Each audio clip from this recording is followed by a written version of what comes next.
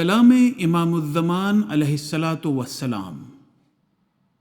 تعلیم قرآنی ہمیں یہی سبق دیتی ہے کہ نیکوں اور ابرار اخیار سے محبت کرو اور فاسقوں اور کافروں پر شفقت کرو۔ اللہ تعالیٰ فرماتا ہے، بسم اللہ الرحمن الرحیم، عزیز علیہ ما عنتم حریص علیکم۔ سورہ توبہ آیت نمبر 128۔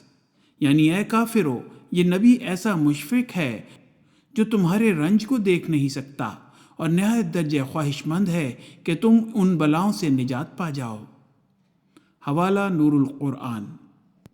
اور قرآن کریم سے یہ بھی پتہ لگتا ہے کہ آپ صلی اللہ علیہ وسلم کو کس قدر سوزش اور گدازش لگی ہوئی تھی۔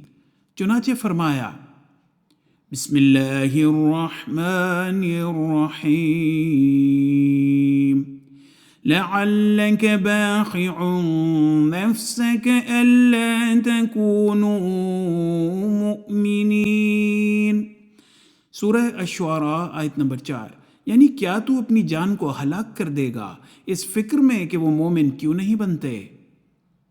یہ پکی بات ہے کہ ہر نبی صرف لفظ لے کر نہیں آتا، بلکہ اپنے اندر وہ ایک درد اور سوز و گداز بھی رکھتا ہے جو اپنی قوم کی اصلاح کے لیے ہوتا ہے۔ اور یہ درد اور اضطراب کبھی بناوٹ سے نہیں ہوتا، بلکہ فطرتاً اضطراری طور پر اس سے صادر ہوتا ہے، جیسے ایک ماں اپنے بچے کی پرورش میں مصروف ہوتی ہے۔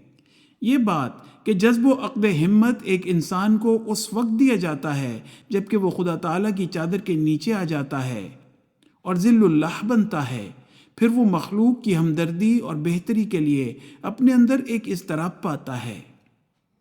ہمارے نبی کریم صلی اللہ علیہ وسلم اس مرتبے میں کل انبیاء علیہم السلام سے بڑھے ہوئے تھے، اس لیے آپ صلی اللہ علیہ وسلم مخلوق کی تکالیف دیکھ نہیں سکتے تھے۔